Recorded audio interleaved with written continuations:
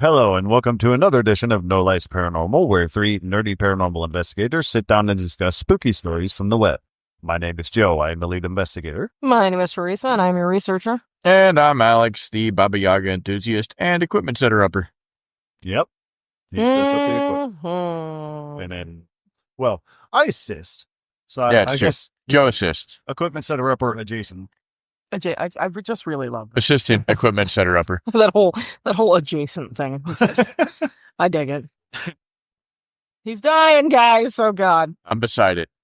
All right. So again, we are doing just spooky stories from around the world, hometown, wherever we can find the spooky stories. That's what we're doing. But for right now, spooky news. All right, pause. I want to talk about something before we talk about spooky news. This format, but okay. Yeah. A little bit. But I just want to throw something out there. We have been reached out to on a couple of occasions recently regarding just some random investigations. And for a split second, I kind of wanted to talk about like reach out etiquette, if you will, and what you should expect from us and what we would expect from you in return. Just so that everybody's aware and it's a heads up. It's not really like a finger pointy thing, but if you reach out to us and you are having an issue and you want us to come look at your place or, cleanse your place, things like that. Help in any way paranormal related, obviously. Right. If you are having an issue and it is of importance, as it should be, and as it is many times, please don't put people on red. Please don't come up with 100 reasons why you're not responding. Yeah, I'm sorry, but if you show me that something, you show me a video that seems like real evidence that something is fucking with your babies in your home at night, my blood pressure raises and I get the team together and we make a split decision to head many hours from home at the snap of a finger to help you for free. Right. And if we're willing to make that a priority for us, we just feel like, and it's not just us, it's any team that anyone that's listening would get a hold of. If they decide to make a priority of your case, it should be just as high a priority for you. Show them the proper respect. Because we are all adults. We all have our own lives. We are busy individuals. Please be respectful of someone's time. Right. And again, this is not a finger pointing thing. This is just something that I felt like should be brought up just to show and explain what proper etiquette is. Because I can tell you, if I had an issue at my house and I wasn't who I was and something was messing with my kids, that's priority number one. I would period. Freak the shit out. I would call the nearest person and be begging them to get to me as soon as humanly possible. Oh, I would want them there pronto. And on the flip side of that, we saw an issue with babies who shouldn't be being upset by things. Let me throw this in there. This is the first time all three of us were like, no, that needs to be taken care of. Yeah, we need to do that right this second. One of us being like, I don't know, that seems a little odd, but no, this time we all agreed. Yeah, this was very, very holy shit, something bad is happening there. Let's go now. So again, you shouldn't be afraid to reach out to anybody or anything like that. And all I would say is state your intentions and make your intentions clear. If you just want us to talk you through it, that's cool too. I'm all for it. But if you want us to come and you want us to use our time and our energy and our resources to get to you and help you, we will. But make sure you're telling us ahead of time what it is that you're expecting from us. Yeah. Yeah. So Joe has a full-time job. Teresa has a full-time job. I have a full-time job and a part-time job. So for us to make exceptions on our schedule, and a big part of it is if we try to put something on a priority list, it's no guarantee that, hey, I apologize. You brought this up. This seemed like a big issue. I can be there in 3 days. But after that, I don't know when I'm going to have a weekend day free. I shouldn't be more worried about your kids' safety than you are. Yeah. Yeah, that was the point of me saying that we are busy individuals. My job never ends. I'm salaried. Alex is working too. You're working and a mom. Mm. So, yeah. I don't feel like a mom anymore. He's 17. He doesn't need me You're anymore. still a mom. But yeah, it's like I said, it's being respectful of someone else's time. If we find time to make you our priority, don't be disrespectful of our time. Yeah, at least keep me informed. If something's going on, just say, hey, something's going on. I have to hold it off. Or something. Just say something. Or Love of God. on that note, okay, understand that if you contact any group and there's an issue, and it seems to be a very outspoken issue, and it involves children, most groups are going to take that case very seriously. Oh, yeah. And they're going to try. So if you present this to a group, make sure that you present like, hey, I realize, things happen. Like, let's schedule a time. Yeah, shit comes up. Just say schedule a time. Not always, just because we're like, yeah, we can go now. Not always are you ready for us right now. And that's cool, but like make that known. Like, yeah, I want you to come, but like this weekend's not going to work. Let's try next weekend. That or just have something in mind. Be like, hey, this is going on. Can we get together in like 2 weeks? Yeah. Or can you give me this many days before we set something up? That's totally fine. Yep. But either way, I'm not irritated about it. I just thought it was enough of an issue that like people should be aware of how stuff like this kind of works. Yeah. Yeah. So now we can do spooky news. Sorry, I just wanted to throw that in. No, it's okay. I agree. That one probably did need to be said. Okay, so spooky news. I actually have quite a bit of it. Some good stuff too, but I'm going to kick it off right here close to home with something that's near and dear to all of our hearts. Rockside Station, that is the Cuyahoga Valley Scenic Railroad, is kicking off their Speaker series. And speaker, like people who get up and speak. Date and time, Friday, March 14th, 2025, from 6:30 to 8:30 at 7900 Old Rockside Road in Independence, Ohio, which is, of course, Rockside Station. Step aboard a one-of-a-kind speaker series set in motion aboard a train where inspiration meets adventure. Mind you, again, this is the Cuyahoga Valley Scenic Railroad train. Oh, that's our boy Ken, isn't it? That is, in fact, our boy Ken. Ken Summers is one of the guys who help you board the train. Make sure you got your seat, make sure you're comfy, and nobody's acting like a fool. Mm-hmm. This exclusive event offers a blend of local presenters and breathtaking views, all from the comfort of your seat. Join us for a 2-hour evening ride filled with true ghost stories and legends with an Irish twist.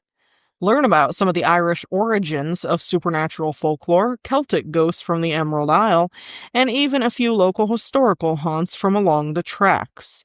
With intimate settings designed for meaningful connections and curated content, the Speaker series is an experience you don't want to miss. Secure your spot now and let the journey of knowledge begin.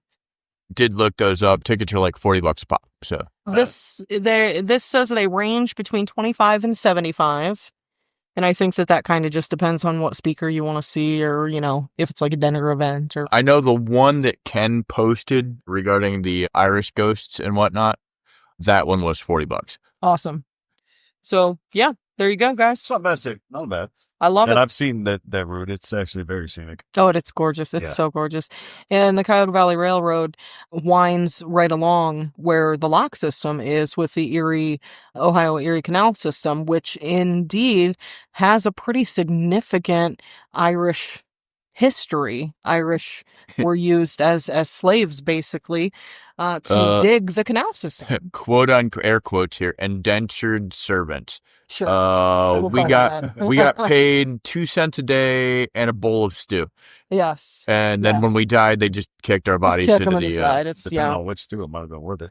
You never know. I doubt. Well, it's not. I was making a joke. It's not. And then we move right along to the Ohio State Reformatory with multiple events always happening because their bread and butter these days is the paranormal. Yeah, I will just say keep up with their site because they've always got something going on. Always, literally always. So, of course, the month of March starts off March 8th, 2025 with Adam Berry's birthday weekend bash. Where they have the meet and greet, the paranormal investigation, and then the VIP free roam of the prison with Adam Berry. So that will be pretty cool. Mind you, if you don't know who he is, just watch some ghosty shows. He's been on Kindred Spirits, Ghost Hunters, and all kinds of other shit. He's pretty well known in the whole thing. Can also tell you that me and Joe are into this, and if there's any wrestling fans out there, Liv Morgan and Raquel Rodriguez. Yeah. And I want to say it's the chick with the green hair, Shotzi. Shots. And somebody else was just there. It's a reformatory. They just posted a video on their YouTube page. Dang. Good winner.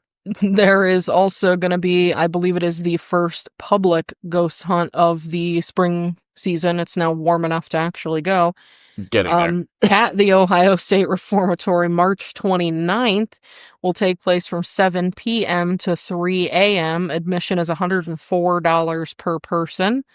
The tour departs at 7:10, and you can do independent investigations all the way up until 3 a.m. after the tour is done.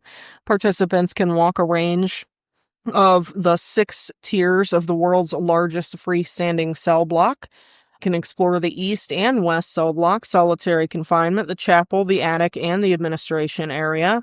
You can bring your own ghost hunting equipment, or you are welcome to rent equipment that they have on hand.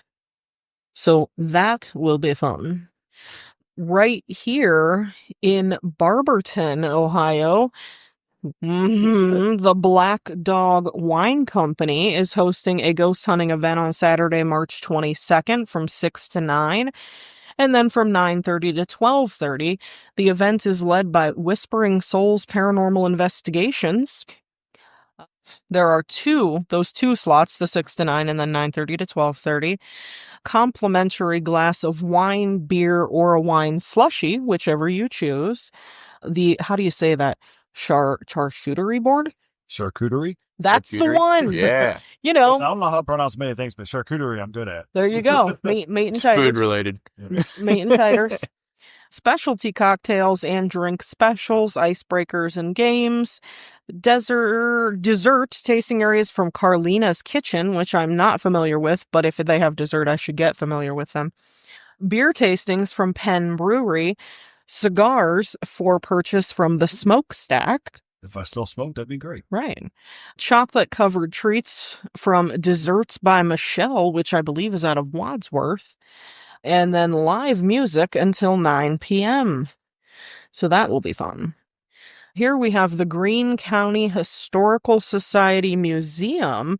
Big, beautiful building holding their own tours. You can get on it Monday, Tuesday, Wednesday, or Thursday for $300 for the 6-hour tour or $500 for the 8-hour tour. Or if you want to do a Friday or Saturday, the 8-hour tour is $500 and the 10 hours is $700, where your team actually gets to hang out in the building and do your own thing overnight for that many hours. 14 and over, please. Persons aged 14 and 18 must be accompanied by an adult, and they must sign a custodial waiver. So that definitely looks fun. Looks like they're doing, let's see here. Wow, it looks like that's just something that's going to be going on for just starting and going. So there's no specific date. You can just give them a call and get booked. You can see them at the greenecountyhistoric.org/paranormal. And you can email them as well for available dates and information on booking your paranormal investigation. And that is at 918 Rolling Meadows Road in Waynesburg, Pennsylvania. So Yep. that'll be cool. I don't know why when you read that, but I got the theme from Gilligan's Island going in my head. 3 hours. I don't know why. It just I popped up. love it.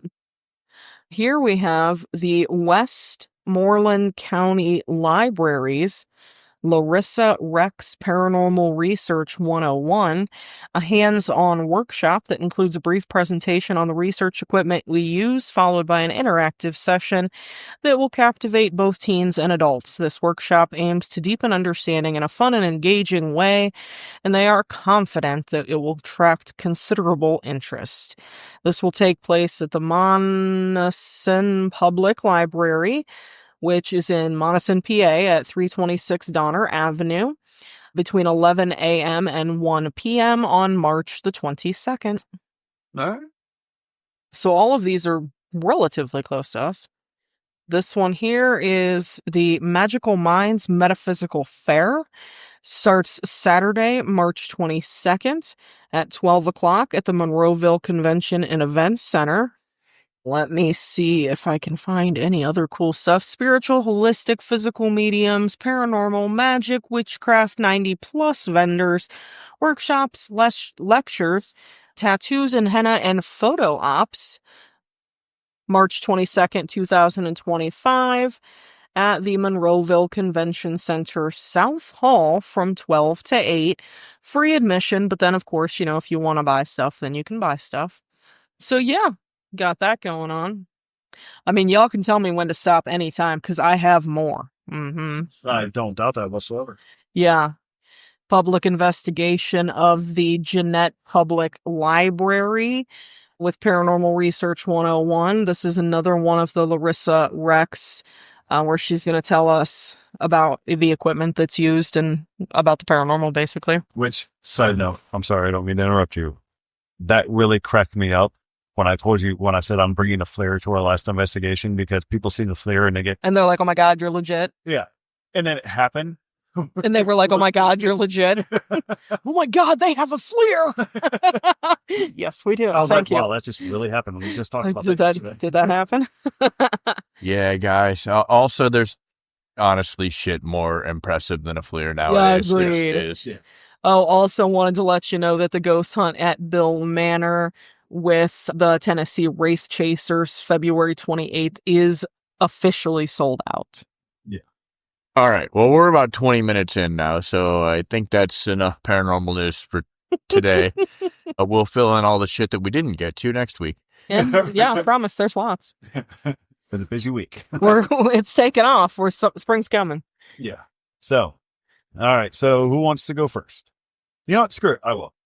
Okay. So I've been kind of kicking around the idea of doing some remote locations and just finding out what's going on there. Like last week I did Antarctica, which is as remote as you can get.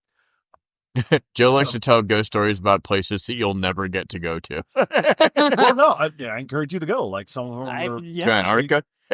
Go, have fun. Have a great time. Beat Bilbo Baggins. Bilbo. So this part, I decided to go with the Amazon rainforest, which is accessible. It's not barren. But doing the research of it, it was like the basic ghost stories. Like you see, shadow figures in the forest and all that. One report I actually read that they actually have dinosaurs in the Amazon rainforest, but so dense I can't see them, which I thought that one was personally hilarious. But I came and found this story, oddly enough, on Reddit. And I actually did research on it and found it actually to be true. So there's a part of the rainforest that is called the Void. Have you ever heard of it? No. Really? Honestly? Yeah, I've literally never heard of it. Okay. So I know, weird coming from the researcher, huh? right. The part of this story, I wrote it all down, and it's when I read on Reddit, sometimes, like I said in a previous episode with AI, people post stories on there posing it to be real. This one was actually a legit story. The person took a trip down to the Amazon rainforest and they were a researcher, so they were doing research on just the area itself, and found that a lot of the locals down there and all the, I don't even know what to call them, countries or borders that he went to, all of them said that they are not to visit the Void. That is forbidden for them and for visitors. And I'll even go this as far as to say, I actually looked up where it was at. I'm not going to tell you. You do your own research. I looked up on Google Earth. Okay. There's a part of the rainforest that's blacked out. Are you shitting me? Nope. I don't know if, now granted, I will allow for technological issues. I don't know if my Google Maps just didn't update, but it was kind of weird. And there goes the fact check. Yeah. Here we go. So while she's busy. Now we are talking about the Amazon rainforest, correct? Okay. So yes, this place is forbidden to natives and who live in the forest and to travelers who come to visit the forest. There's a legend that says in the heart of the Amazon rainforest, there is a forbidden and haunted area known only as the Void. This area is said to be to be and has been affected by an ancient mystical ritual and is haunted by creatures that feed on the fear and anxiety of those who venture there.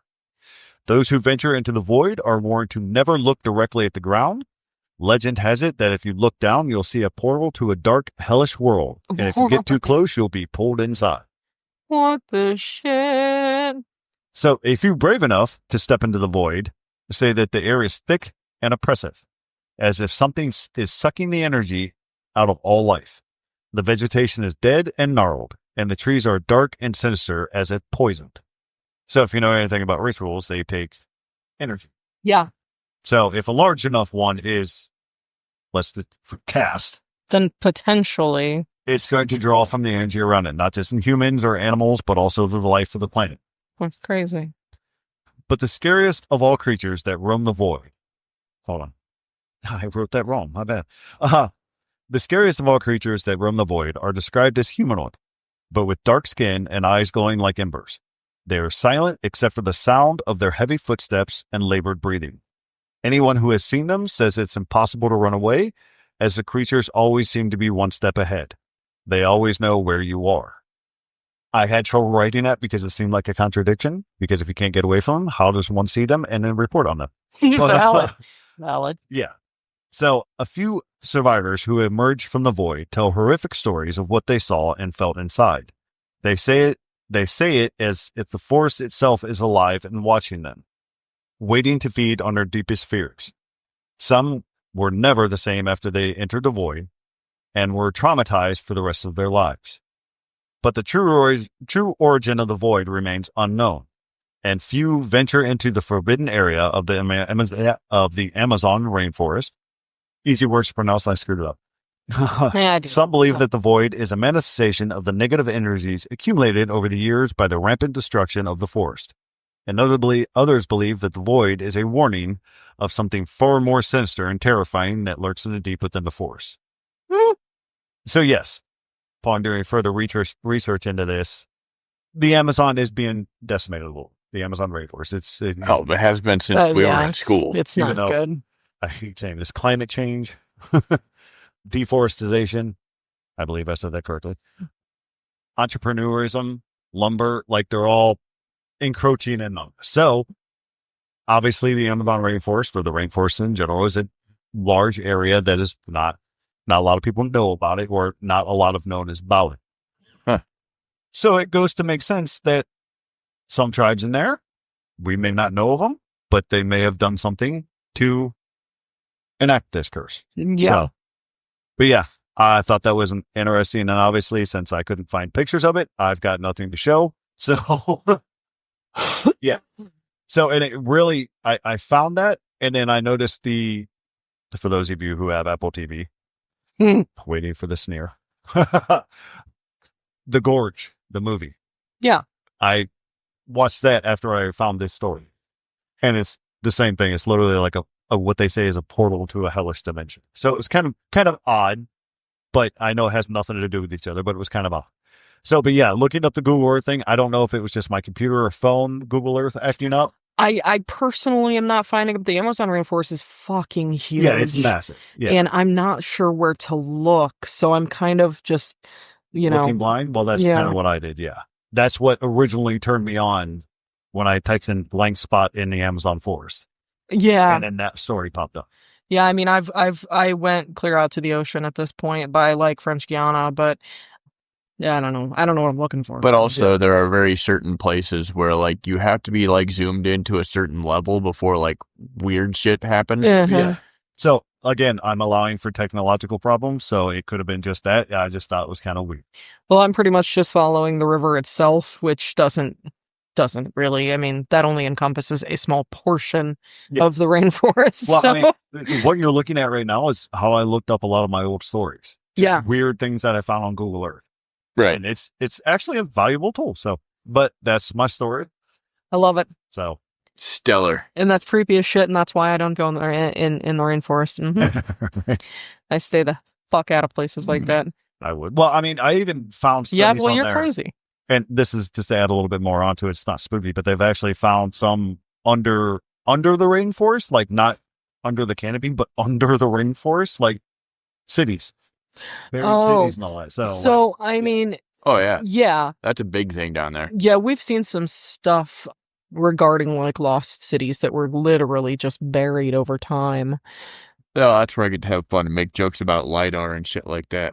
A lot of them have some pretty fucking crazy stories about like curses and ghosts. yeah, Like there's some shit out there you don't mess with. Oh, ironically, there's a lot of places that have like hella space undergrounds that most people are completely unaware of. Yep. True. There are literally like, look at those caves that they found over in China that like yeah, literally have caverns that are like 7 miles wide that have their own ecosystem. Yeah, crazy, right? Like Like a there's whole- literally like rainforest inside of these caverns. hell, Jules Verne was. Yeah, it's Jules Yeah, Verne. that Jules made Verne. the, Journey to the Center of the Earth that Mhm. made about the. There's a whole nother civilization happening underneath us. So That's some craziness. yeah, I mean, granted, there was a lot more into that than. Never know what you'll find. True. So but yeah, that's my story for this week.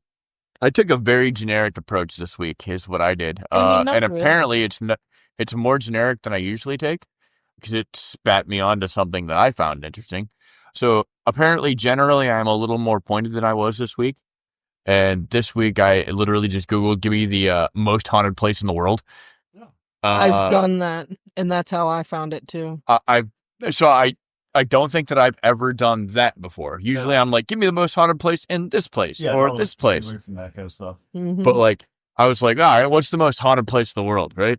Well, it gave me La Recoleta Cemetery in Buenos Aires, Argentina. Mm. And the interesting part is I started looking into it and there's history there, but not super much. Just a brief overview of it is, let's see here. The cemetery was built around the Recollect convent and church, or convent and church. Convict better. Convict was better, but whatever. It was Our Lady of the Pillar, and it was built in 1732. The order was disbanded in 1822, and the cemetery itself was the first official cemetery in Argentina. Oh, interesting. So outside of that, I'm assuming that it was like a lot of like tribal cemeteries and like more like burial mound type stuff than like, hey, we've got this big cemetery. Yeah. The cemetery itself covers 5.5 hectares, which is roughly the equivalent of 14 acres. Okay. Contains 4,691 vaults. What? Contains 4,691 vaults all above ground. Oh. That is a fuck ton. 94 of which have been declared National Historical Monuments.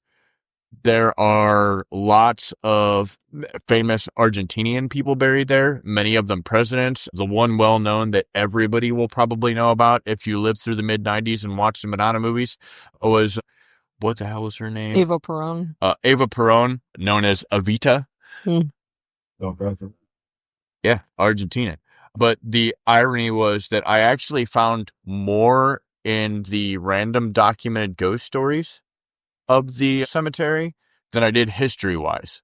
Mm. Like, all of the ghost stories seemed rather in-depth. Yeah. So I'll just go ahead and jump right into those. First ghost story is, let's see here. Boo, boo, boo. Oops, I missed.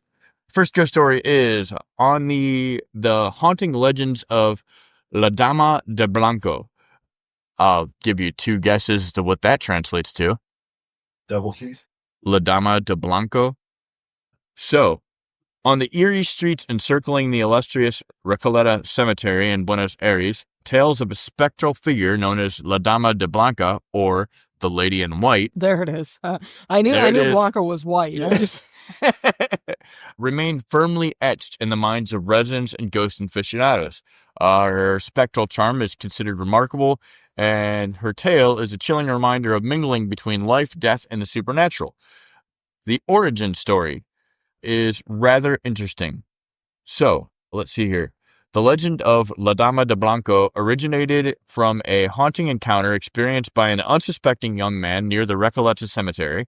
One chilly night, he offered his jacket as a chivalric gesture to a lady who seemed visibly cold. Unbeknownst to him, he was actually trying to assist a specter doomed to haunt the streets of Buenos Aires. After their chance meeting and exchange of pleasantries, the young man returned the following day to retrieve his borrowed jacket from the lady's residence. Instead of a warm welcome, he was met with an unexpected revelation. The lady he had innocently interacted with was not of the living, but a tragic soul caught in perpetual haunting. Seeing his jacket precisely placed over her tombstone in the cemetery, the reality of his eerie interaction dawned on him. The lady in white is believed to be the ghost of Luz Maria Garcia Veloso, a 15-year-old girl who tragically succumbed to leukemia in the year 1925. Her untimely demise added a new iconic specter to the ghost of tales from the cemetery. Throughout the decades, different interpretations of her mysterious tale have found their way into local folklore. That said, we will move on to the next story regarding this cemetery. Over a century old, nestled among the tombstones in the cemetery, lies a testament to one of the most terrifying tales to have tainted the landscape of Buenos Aires folklore. This involves a young debutante named Rufina Cambacres and her chilling fate. The spectral imprint she left on the cemetery illuminates the eerie ambience that hovers over the grandeur. Considered one of the most shocking urban myths surrounding the cemetery, Rufina's tale begins tragically. Celebrating her 19th birthday, Rufina fell suddenly and remained still, prompting everyone, including physicians present, to believe that she had succumbed to death. They had 2 doctors that both pronounced her dead at the scene. As per rituals, she was dressed in her best clothing and laid to rest in her elaborate tomb. Little did anyone know that Rufina was an innocent victim of catalepsy, which is a condition that can mirror a comatose state. She had been alive in her coffin, and upon gaining consciousness, the horrifying reality set in. Frantic, Rufina attempted to break free from her coffin, only to eventually surrender to her unspeakable fate. So basically what happened was, let me see here. The night that Rufina's body arrived at the cemetery saw a terrible storm roll in, and her burial was postponed due to heavy rain. Rufina was inside the coffin and stored in the cemetery's chapel. The next morning, staff in the chapel noticed that the coffin had been disturbed, having moved slightly with its lid sitting slightly ajar. Rufina's already distraught parents were contacted and informed of possible tampering of their daughter's body. They requested to see her, fearing that grave robbers may have broken in to her coffin to steal the valuable jewelry that she'd been buried with. When the coffin was opened, Rufina's body was found, bruised and bloody. The wood of the coffin encasing her had also been desperately scratched and clawed at. That was when the terrible truth was revealed. It was discovered that she suffered from a rare medical condition, leaving her in a comatose state, fooling doctors into believing that she had died. She had not. Rufina is now laid to rest in a mausoleum that sports a likeness of her walking out of the door of the mausoleum. Many believe that she may not be resting, with her spirit thought to haunt the cemetery itself, where she spent her panicked and fear-filled final moments. Though Rufina is by far the cemetery's most famous ghost, she is not the only one to haunt the cemetery. Another ghost of the former caretaker, who is also thought to roam the area, David Aleno, worked at the cemetery for many years and always wished to be buried there. After making arrangements and purchasing his lot, he committed suicide. He opted out. Damn. And although his apparition has never been sighted, the unexplainable sounds of keys jingling is believed to be his ghost, which continues watching over the graves at the cemetery. They generally jingle during the dawnbreak hours of the morning and always around his vault. Let's see here. Next story we have is that of the heiress, Liliana Crocati de Sazak, died tragically in an avalanche in Innsbruck, Austria in 1970. She was only 26 and she was on her honeymoon. Her parents, overcome with grief, laid her to rest in a lovely Gothic revival tomb commissioned with a bronze statue of Liliana in her wedding dress. When Liliana's dog died a few years later, his statue was added. and he was also buried in the crypt, which apparently is also against cemetery rules. Apparently, it's okay to inter pets' ashes, but not pet bodies. Huh. This is where it gets interesting. A couple of levels down in the tomb, apparently this tomb has many levels, where Lilia's casket rests, it is a 2-scale replica of her bedroom, complete with Persian rugs and silk cushions. Huh. Wow. That's impressive. It's kind of insane. There's also Tiburcia Dominguez, the wife of Salvador Cyril, a prominent politician, and she was quite a shopaholic. Apparently, her spending was so out of control that her husband finally took out an ad in the paper saying that that he was no longer responsible for her debts. She never forgave him, and although they stayed married until his death nearly 30 years later, they never spoke to each other again. What the hell? In her will, Tiburcia specified that she should be buried in her husband's tomb, but in a separate vault, and her marble likeness should face away from his. What the shit? Taking it all the way to the grave. Yeah. Taking it all the way to the grave. So literally there is a tomb with these two, and she is facing away from him. She clearly loved him, but she that didn't leads like to- him very much. That, ladies and gentlemen, is being petty, hard. That is the most definition of pettiness. It holds a grudge. But yeah, overall, there are over a dozen random little ghost stories that happen in this cemetery. And this cemetery makes so what was the big one that we went to in New Orleans, like Green Lawn or something like that? Yeah, Green Lawn. The one that was just outside of New Orleans? It makes that look tiny. I mean, this literally, if you look at an overhead view of the cemetery, it looks like a city street with random blocks and this and that. Yeah. All of the tombs are above ground. How the hell you get 4,600 tombs in 14 acres is beyond my comprehension. That's It looks like the New York of cemeteries.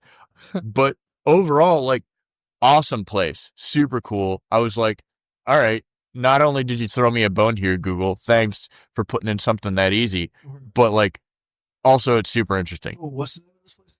It is Recoleta Cemetery. Recoleta? Okay. He's like, and here we go. I dig it. Yeah. That's really cool. So that's my story. I love it. So I went back to my roots, which, if you recall, our first couple of really great stories were prisons. Well, I went there. Mm-hmm. Okay. Did you find it? Yeah. Nice. Are you able to Google Earth it? Yeah. That's the coolest. But go on with your story. Yeah, okay. So my story is The Shadows of Port Arthur, a tale of the separate prison. It's actually called the separate prison. It's not just a separate building that is a prison. How weird is that? Anyway, and I have gone way the hell across the pond here. Port Arthur, nestled on the rugged shores of Tasmania, is a place where the past never fades. The wind howls through the ruins, the sea crashes relentlessly against the jagged rocks, and the whisper of the dark history echoes through the trees. Once a penal colony, this island of despair was home to the worst criminals, those whose crimes were deemed too heinous for the mainland. But this great prison within Port Arthur wasn't a place of bars and chains. It was the separate prison, a structure born of a cruel and inhumane experiment in penal reform. Built in 1848, the separate prison was intended to break the spirits of its inmates. Its design was one of isolation, where each prisoner was locked away in a small, dimly lit cell for most of their existence. The silence was absolute. There was no talking, no communication, not even a glance shared between the inmates. Each convict was forced to face their crimes alone. Their only company was the murmur of their own thoughts. In this place, the walls weren't just made of stone, they were made of despair. The architects believed that solitude would lead to penance. They were wrong. Instead, the endless isolation drove the men mad, and many met tragic ends before their sentence could ever be completed. The conditions inside the prison were brutal. The cells were small, sparse, a bed of rough wood, a tiny window that barely let in any light, and a bucket for your poo. The stench of sickness hung in the air, a constant reminder of the many prisoners who perished from disease like dysentery, tuberculosis, and scurvy. Some, broken by the constant solitude, died in their cells, never having seen the outside world again. Others, unable to cope with their relentless punishment, turned to desperate measures. It's said that some took their own lives, using the very tools of their confinement, rags from their own clothes or the thin ropes of their restraints. For them, death was a merciful escape from the torment that endured the prison's cold embrace. But the real horror of the separate prison wasn't only the physical suffering, it was the psychological torment. Men who were once strong and defiant were reduced to shells of their former selves. Some went mad, trapped within the confines of their own minds. They would whisper to themselves, babbling incoherently, or scream at invisible forces in the dark. One such man, whose name has been lost to history, was found one morning hanging from the bars of his cell, his body swaying in the wind like a grim reminder of what the prison had stolen from him. His ghost, they say, still lingers in the shadows of the solitary confinement wing, his mournful presence chilling the air and drawing cold spots to the walls. The prison also was a site of public executions. Convicts who dared to escape, who were found guilty of violent crimes, were hanged in front of the prison as all the others watched. The gallows stood as a grim monument at the entrance, a place where the condemned were led to their deaths, full view of all of their fellow prisoners. One of the most famous executions occurred in 1842 when a group of escapees attempted to break free from their iron bars. Their plan was foiled, and each of them was punished with a hanging. The cries of the men as they were led to their death still echo through the night, or so the guards and visitors claim. Even today, there are reports of the smell of rope and the faint sound of creaking, as if the gallows are forever trapped in their moment of execution. Ooh. But not all deaths were so public.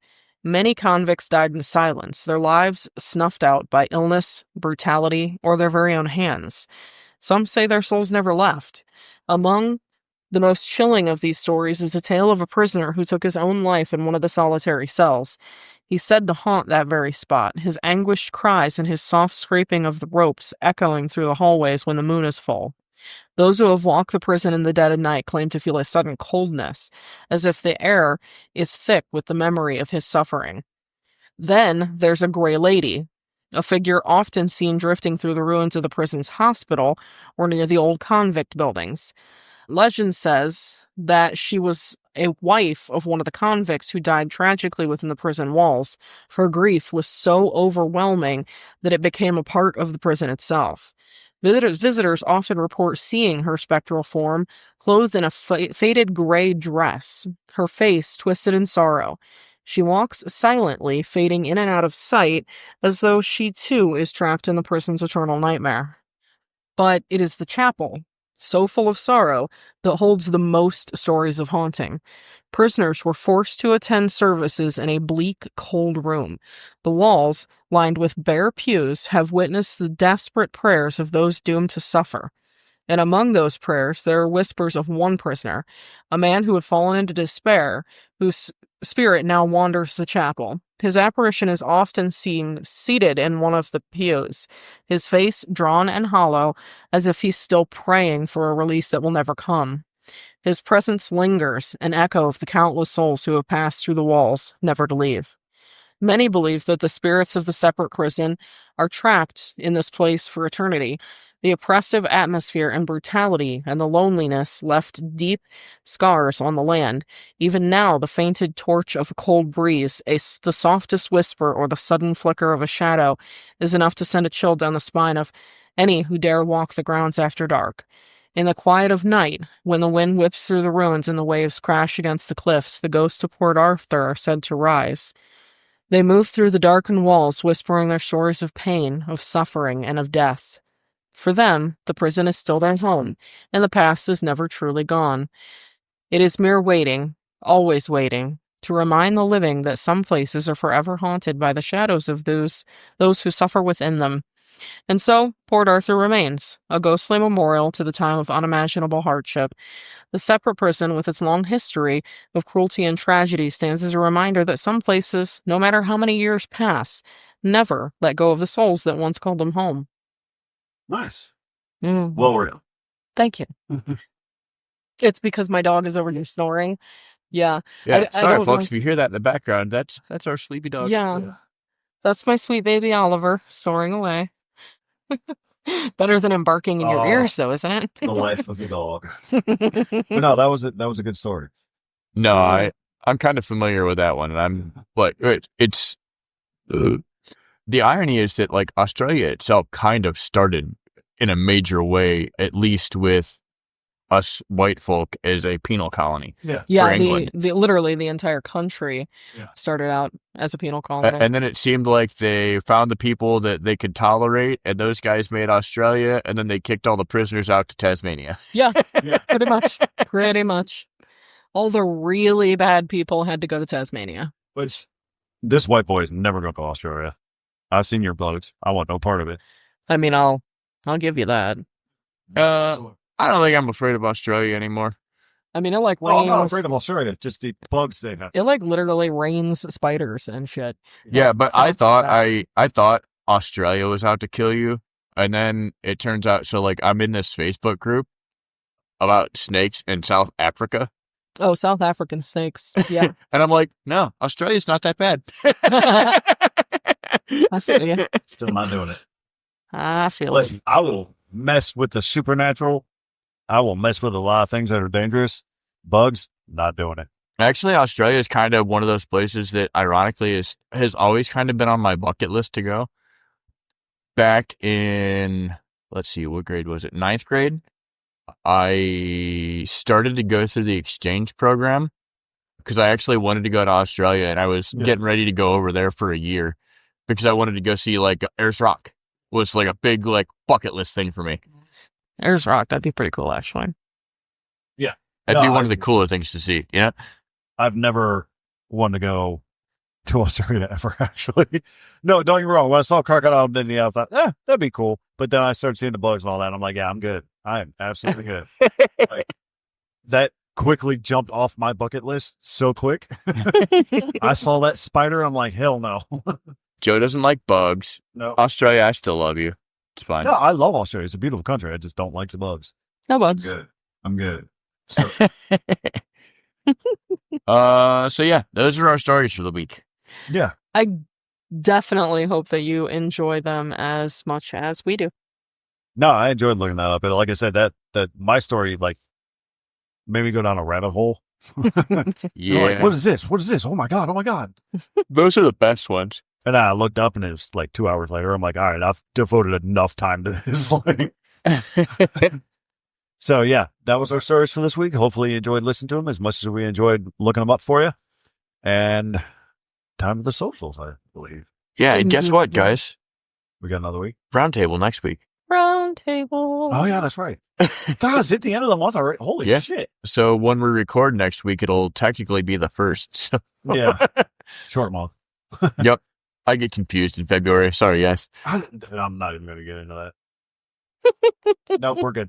Keep We're on good. socials. Yep. So I'm actually working on some stuff, learning how to do a bit better job at web design and adding graphics and things like that. And I'm learning, so it's actually kind of awesome. I've got some programs I'm using that actually started out in my son's high school program, and I was like, hey, that's useful shit. So I started looking into it myself, and I'm having fun. That's my wife taking a high school class for my kid. I'm not, actually, not this year. Did you fail it? Not this year. Not this year. I didn't do that this year. No, I've had like that. But I'm having fun. I'm having fun. I had it before I looked at the kids' homework. Like, I can help you with this. I'm pretty smart. And then we're like, And never I had fucking no idea mind. what the hell they're talking about. Right, like that is too much for me. Anyway, so I'm going to be working on getting our webpage up, finally. one of these days. Until then, though, you can most definitely come and check us out at Facebook at No Lights Paranormal. You can see us on LinkedIn at No Lights Paranormal, No Lights Para, P-A-R-A, on X, or you can simply send us an email with anything that you feel like talking about at nolightsparanormal@gmail.com. There you go. Mildly off topic for a second. So when Joe made the joke about February being a short month, I was listening to a podcast with Mike Rowe because, like, I am a podcast head because I drive all fucking day, so I run out of the podcast that I normally listen to. Right. And apparently there was a calendar at one point that was 13 months, and all 13 months just had 28 days. And then there was one reset day. Yeah, no, yeah, that's real. That's real. I don't know why they went to what they have now. Well, no, all I'm saying is that would have been such a much simpler fucking calendar to follow. Like, every month is just the same. Yeah. Yeah. Every month your birthday just lands on the same day of the week. Like, nothing changes. Oh, and one more tiny bit of news that is, yes, spooky news, but also a bit of just cryptid news. June of this year, it is actually June 26th through the 28th. It is over a weekend in Sutton, West Virginia, is the 5th annual West Virginia Bigfoot Festival. Nice. I know I give a lot of shit about cryptids, but I actually really enjoy looking up cryptids. Mm-hmm. I don't know why. They're fun. Like, they are fun. They're fun, and I feel like so I love ghost stories, and I love doing paranormal investigations, but I feel like when I look up stories, like, cryptids let me go down a rabbit hole more than ghosts do. Yeah. Because you look up a ghost story, right? And you're like, okay, this is the story. Yeah. And then, you look up a cryptid thing, and it's like 974 theories and tinfoil hats. And I'm like, that's what I'm into. Give me some tinfoil hats. Yes. Don't get me wrong. I typically don't go for conspiracy theorists, but I do love a good one here and there. Cryptids are one of the best. Right. But also the stories of the people just getting freaked out of seeing the cryptid. Agreed. Listen, the way I live my life, if you can give me like 3 hours of my brain being blank because I'm just spiraling down Alice's Wonderland hole, like, I'm here for it every day. Yeah. I am distracted. I am not stressed out, and I love it. There you go. So, I mean, you guys know me. The only reason I even know about this whole thing is because Mountain Monsters is just my absolute fave cryptid hunters on Earth. And I just happened to follow Jeff Headley, who is, everybody knows Jeff. We know Jeff. Yeah, everybody knows Jeff. Jeff Rowe, they call him Jeff Rowe. Anyway, so yeah, I follow him on Facebook, and he posted about it. So, okay. I don't know if that means that the Mountain Monsters guys are going to be there. I would hope so. But that would be really cool. I would hope so. I would love to party with those guys. You're not kidding. I want to make traps with the one guy. Dude, yes, Willie and Bill and Willie is my favorite. I'm Willie's not going to lie. Amazing. Dude's Willie amazing. has always been my favorite. Yeah. He is a crazy hillbilly, and I'm into it.